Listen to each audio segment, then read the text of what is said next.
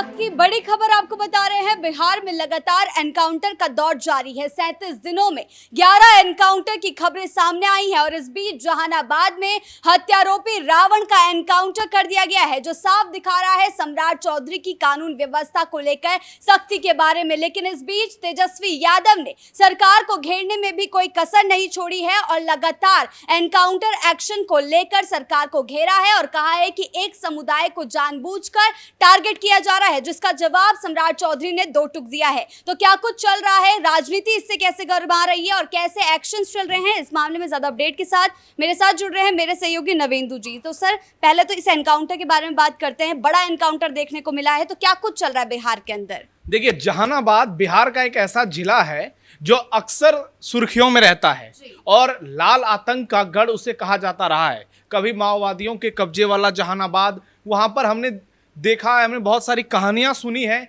कि कैसे एक दौर में वहां नक्सलियों का आतंक इस कदर था कि घर में घुसकर लोगों की हत्या सरेआम होती थी। और एक नहीं, ऐसे सैकड़ों कहानियां हैं, लाखों कहानियां हैं जिससे जहानाबाद की तब पहचान होती थी। लेकिन आज जहानाबाद में बहुत बड़ा एनकाउंटर हुआ है। विक्कू सिंह उर्फ रावण, इसका एनकाउंटर बिहार पुलिस ने किया है। इसके पैर में गोली मारी है, इसको हॉस्पिटल में भर्ती कराया गया है और इस पर पुलिस की पैनी नजर बहुत दिनों से थी, क्योंकि अभी कुछ दिनों पहले जहानाबाद में दीपक कुमार शर्मा नाम के एक व्यक्ति की हत्या हुई थी। उसके बाद से इसकी तलाश की जा रही थी। कहा जा रहा है कि उस हत्या के पीछे इसकी साजिश, इसका हाथ हो सकता है। ये पिछले कुछ दिनों से लगातार फरार चल रहा था, लेकिन आखिरकार सम्राट पुलिस ने इसे ढूंढ निकाला। उसके बाद कहा गया कि इसने कुछ हथियार को खेतों में छिपा कर रखा। पुलिस इसे मौके पर लेकर गई, जहां हथियार निकालने के दौरान इसने उल्टा पुलिस पर ही फायरिंग कर दी। उसके बाद तो पुलिस को खुली छूट है। जैसे ही पुलिस पर फायरिंग हुई, पुलिस ने उसका जबरदस्त तरीके से जवाब दिया और इसके टांग में गोली मार दी गई। अब ये हॉस्पिटल में है। और जैसा कि आपने बताया कि बिहार में इतने एनकाउंटर्स हो रहे हैं, पिछले 4-5 दिन में यह छठा 7वां एनकाउंटर है।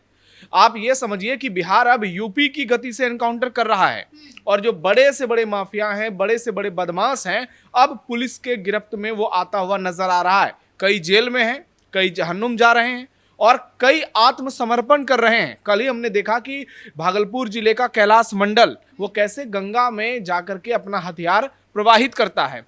तो अपराधियों में मैसेज साफ चला गया है। जहां तक बात है राजनीति की, तो राजनीति होती रहेगी। आपने तेजस्वी यादव का जिक्र किया, तो उन्होंने कहा कि एक जाति विशेष का एनकाउंटर हो रहा है। उस पर जेडीयू के विधायक अभय कुशवाहा का बयान आया कि जिस जाति से सबसे ज्यादा अपराधी हैं, उस जाति का तो एनकाउंटर होना ही है। सर, पहले एमवाई समीकरण को साधने की कोशिश तेजस्वी यादव द्वारा की जाती थी, लेकिन अब जाति समीकरण देख रहे हैं तो उसके लिए बार बार ये इल्जाम लगाए जा रहे हैं सरकार के ऊपर कि जानबूझकर यादवों को टारगेट किया जा रहा है। तो ये किस तरीके का नैरेटिव सेट करने की कोशिश है? देखिए, बिहार में यादवों की आबादी सबसे ज्यादा है। 14% अकेले यादव ही हैं। उसके बाद दूसरी जातियों की संख्या 5% है, जो दूसरे तीसरे नंबर पर है। चाहे वो पासवान की बात की जाए, उसके अलावा और भी कुछ जाति है, कुशवाहा है, करीब 4.25% के आसपास उसकी आबादी है। उसके बाद कुछ सवर्ण जातियां हैं जिसमें ब्राह्मणों की आबादी सबसे ज़्यादा है। तो जिस तरीके से एनकाउंटर हो रहा है, तो जाहिर सी बात है कि अगर 100 में से 14 लोग यादव होंगे, यादव जाति के होंगे, तो बदमाशों की संख्या उसमें ज़्यादा हो सकती है। ये तो कॉमन सेंस वाली बात है। और यादव जाति का जो इतिहास रहा है बिहार में, इसे लेकर के तेजस्वी यादव ने बहुत सारी बातें कही हैं कि उन्होंने कहा है कि लालू यादव ने बहुत सारा कामकाज किया है। लेकिन वहीं आप दूसरी तरफ देखिए कि जो विपक्षी नेता हैं, वो कहते हैं कि एक जाति विशेष का बिहार में जबरदस्त तरीके का दबदबा देखने को मिलता रहा है। लेकिन अब वो समय चला गया है। अब स्थिति ऐसी है कि आप किसी जाति के हों, आपका एनकाउंटर होगा। और सम्राट चौधरी ने मंच से सरेआम कहा है कि मैं तो कहता हूं पुलिस वालों को कि जाति पूछकर गोली मारो। यानी अगर जाति से दबंगई दिखाने की कोशिश करोगे तो फिर वो बर्दाश्त नहीं होगा, चाहे वो कोई भी जाति का आरोपी क्यों ना हो। अभी ब्राह्मणों का एनकाउंटर हुआ है, भूमिहारों का एनकाउंटर हुआ है, बनिया जाति के बदमाश का एनकाउंटर हुआ है, आप देखिए मल्लाह जाति के बदमाश का एनकाउंटर हुआ है, और सबसे ज्यादा यादव जाति के बदमाश का एनकाउंटर हुआ है, क्योंकि उसकी संख्या ज्यादा है। तो सम्राट चौधरी इस बात को समझते हैं कि कुछ लोग राजनीति करने के लिए इस तरह से फालतू की बयानबाजी करते हैं, और इसीलिए उन्होंने मंच से सरेआम कह दिया है कि एनकाउंटर को लेकर कुछ बर्दाश्त नहीं करेंगे। 48 घंटे का टाइम दीजिए 48 घंटे में हमें आउटपुट चाहिए। जी। और उसी आउटपुट का नतीजा हमने देखा, रामधनी यादव का एनकाउंटर हो गया। कई बड़े ऐसे एनकाउंटर बिहार में लगातार देखने को मिल रहे हैं।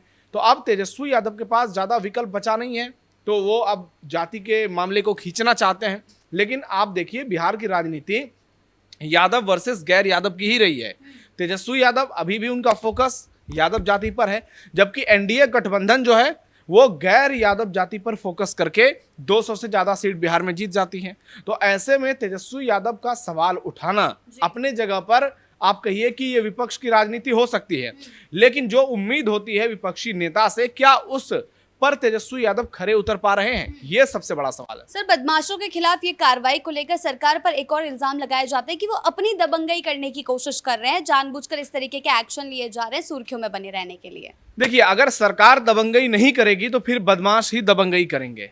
और अभी बकरीद का समय आने वाला है, हम देख रहे हैं कि किस तरीके से देश के कई हिस्सों में जो बड़े बड़े प्रदेश हैं वहां बकरीद को लेकर सख्त रुख अपनाया जा रहा है, चाहे बात पश्चिम बंगाल की हो, उत्तर प्रदेश की हो, और बिहार में भी बकरीद को लेकर हलचल तेज है।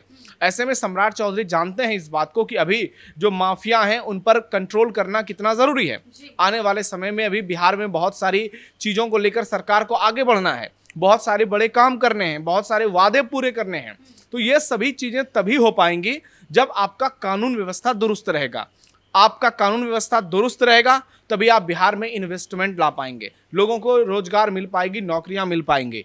और वो तभी होगा जब स्थिति कंट्रोल्ड होगी और लोगों को लगेगा, जो रोजगार देने वाले बिजनेसमैन हैं उनको इस बात का अनुभव होगा कि बिहार में अब स्थिति बदली, अब पहले जैसा समीकरण नहीं है, इसलिए अब हमारे पास विकल्प है, हम बिहार में जाकर इन्वेस्टमेंट कर सकते हैं। जैसे कि उत्तर प्रदेश में योगी आदित्यनाथ ने मंच सबको प्रोवाइड कराया। आप देखिए, आज उत्तर प्रदेश में लाखों करोड़ रुपए के इन्वेस्टमेंट हो रहे हैं, दुनिया की बड़ी बड़ी कंपनी आ रही है। सिंगापुर और जापान जब सीएम योगी गए तो वहां से इन्वेस्टमेंट वो लेकर के आए। तो उसी दिशा में अब लगातार बिहार भी आगे बढ़ रहा है और सम्राट चौधरी कोशिश में लगे हुए हैं कि जो चीजें पहले से इधर उधर हो गई थी अब उसको पटरी पर लाई जाए। सर, आपने यूपी की बात करी तो यूपी में लगातार हमें बुलडोजर और एनकाउंटर एक्शन देखने को मिलते हैं, और जैसे ही बिहार में भी बीजेपी की सरकार बनी तो यही चीजें देखने को मिल रही है। सम्राट चौधरी ने जब गृह विभाग भी संभाला था तब भी यही देखने को मिला। तो एक टैग लगाया जा रहा था कि योगी मॉडल को बिहार में स्थापित किया जा रहा है, अब ऐसा ही पश्चिम बंगाल में भी देखने को मिल रहा है। तो ये कैसा एक्शन है जिससे विपक्ष घबरा रहा है? देखिए, विपक्ष का काम है सरकार पर सवाल उठाना, सरकार की नीतियां कैसे चल रही है, उसमें क्या कमियां रह गई हैं, सरकार क्या अपने वादे से मुकर रही है।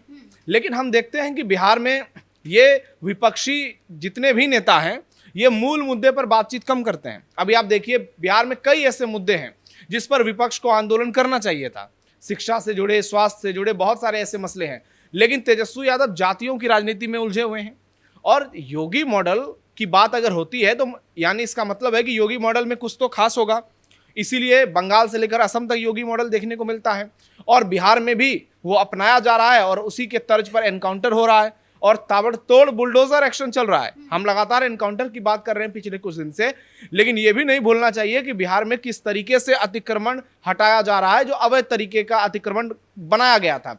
सबसे बड़ा अतिक्रमण अभी हटाया गया मुख्यमंत्री के घर के बिल्कुल ही पास, जो कि असरगंज में पड़ता है, मुंगेर जिला का असरगंज बाजार, वहां पर अभी बहुत लंबा अतिक्रमण हुआ और वहां से सीएम का घर मुश्किल से 1 किलोमीटर के रेंज में है। तो आप समझिए कि इस तरह से अतिक्रमण हटाए जा रहे हैं, चाहे वो कोई भी हिस्सा प्रदेश का हो, उस तरह से एनकाउंटर हो रहा है। और उस दिशा में सरकार ने इस बात को अब क्लियर कर दिया है कि जो भी माफिया बदमाश हैं उन पर एक्शन होगा, जो अवैध कब्जाधारी हैं उन पर एक्शन होगा, और ये चीजें सही होंगी तभी आगे चलकर बिहार का विकास हो सकता है। इसलिए सम्राट चौधरी ने सब कुछ क्लियर कर दिया है, जो बोल रहे हैं खुलेआम बोल रहे हैं, मंच से बोल रहे हैं, बिना लाग लपेट के बोल रहे हैं।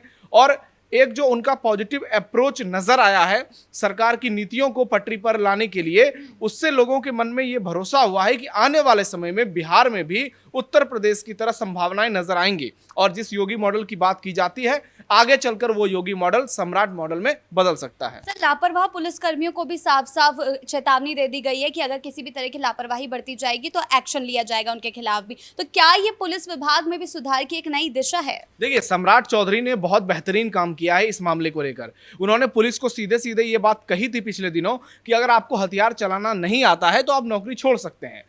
और आज देखिए सम्राट चौधरी का बहुत बड़ा बयान आया है। उन्होंने कहा है कि पुलिस की नौकरी सबसे मुश्किल नौकरी है, 24 घंटे ये ड्यूटी पर रहते हैं, इसलिए इनकी जिम्मेदारी हमारी जिम्मेदारी है, इनके बच्चों की, इनके परिवार की जिम्मेदारी हमारी जिम्मेदारी है। इसलिए बिहार में जितने भी पुलिस लाइन है वहां पर अब स्कूल खोले जाएंगे ताकि पुलिस के बच्चे जो है वहां पर अच्छी शिक्षा हासिल कर सके, उनके परिवार को किसी तरह से मुसीबत का सामना करना ना पड़े। तो देखिए सरकार का यहाँ पर दोनों पक्ष सामने आ रहा है। एक तरफ सरकार सीधी सीधी चेतावनी दे रही है कि आप जिम्मेदार हो जाइए, आप अपनी जिम्मेदारियों को निभाइए और जनता ने जो आप पर भरोसा किया है उस भरोसे को आप कायम करिए, क्योंकि पुलिस एक ऐसा विभाग है जिस पर जनता का भरोसा हो जाएगा तो आप समझिए कि माफियाओं की पूरी तरह से जो तूती बोलती है वो खत्म हो जाएगी।